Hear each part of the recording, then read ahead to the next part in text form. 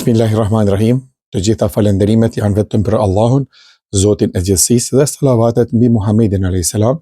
në këtë ditë të bukur xumaje të datës 30 janar 2026 apo 11 Shaban 1447 Hijri.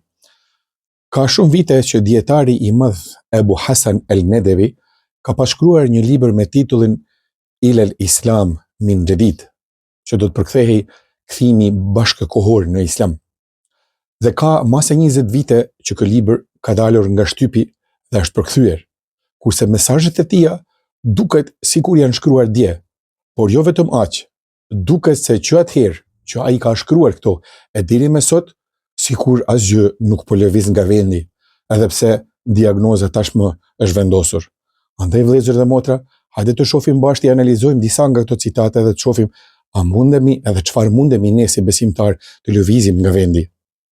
Thotë ky, forma dhe pamja e Islamit ton sot, e fjalëve tona sot, e namazit ton sot, nuk ka mundësi që ti mund veset tona të thjeshta dhe të ulta, nuk ka mundësi ti mund teket dhe epshet tona e as të na forcojnë në rrugën e vërtet në momentin që sprovat na dalin përpara. Fjala që thuhej më përpara kishte fuqi të çuditshme në zemrat dhe shpirtet e njerëzve. Ajo tani nuk ka fuqi më që t'i ngres njerëzit nga shtrati për ta falur namazin e sabahut, pasi që ata kanë rënë në gjumë të thellë. Ne kemi lënë thelbin e Islamit edhe shpresojmë që forma mund të na sjellë dobi edhe na sjell atë që sjell thelbi, por jo, kjo është veç një fatamorgan dhe gjëra që nuk mund të arrihen. Është vërtet se pamja e jashtme një kohë të gjatë ka lënë tek armiqët për shtypen e një dordoleci të vendosur në fush, i cili për një kohë të gjatë i ka friksuar të tjerët sikur ai të ishte një roje e vërtet. Por deri kur?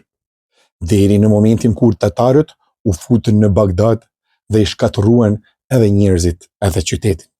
Atëherë u kuptua se forma ishte e pafuqishme që t'i mbronte ata apo t'i largonte problemet e tyre.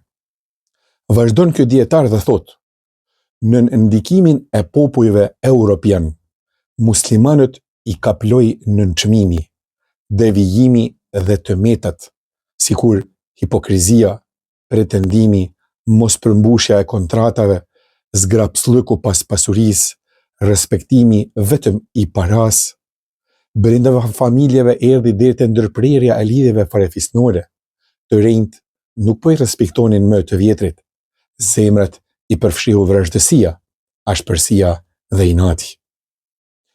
E për të përmirësuar këtë gjendje, thotë ky dietar, oratorët e shkathët mbanin ligjërime, por të cilët vinin në veshët e shurdhër. Ata me shumë vëmendje dëgjuan dhe i lavdëruan folësit, por vdiqën edhe zemrat e tyre asnjëherë nuk lotuan për shkak të mëkateve dhe lëshimeve dhe as që u larguan nga e keqja. I ballafaquar me të gjitha këto, një thirrës për në rrugë të drejtë, sot po rrotullohet rreth këtij mentaliteti që e ka mashtruar njerëzimin me këtë botë dhe e ka mbuluar me dashurinë ndaj pasurisë dhe të mirave materiale. Asesi nuk po gjen dot hyrjen në këtë mentalitet dhe futjen në thellësitë e tija. E si i tillë po ndërpret shpresën dhe po mbetet i pekluar e i mërzitur. Vëllezër dhe motra, duke analizuar këto edhe shumë thënie të tjera si këto, është momenti i fundit që secili besimtar të kuptojë se besimin ton e kanë përzier mirë me filozofinë materialiste, e cila nuk njeh as fe, as Zot, e as që mund të ofrojë recetë për shpëtim, as jetë të mirë në këtë botë, as shpëtim në ahiret.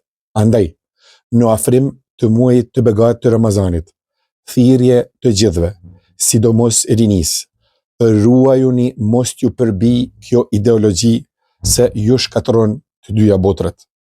Sa kush të ketë kapacitet nga niveli i vet, le të kontribuojë vetes dhe shoqërisë, e pastaj secili do të marrë shpërblimin në ditën e premtuar. Allahu xhaleshanuhu na forcoft dhe na ktheft me dinjitet në këtë rrugë të lavdërisë sonë, të kaluarës dhe të ardhmes tonë. Allahu xhaleshanuhu i pranoft lutjet dhe salavatet tona të kësaj dite të bekuar të xumas deri në perlën e xumas së radhës. Assalamu alaikum wa rahmatullahi wa barakatuhu.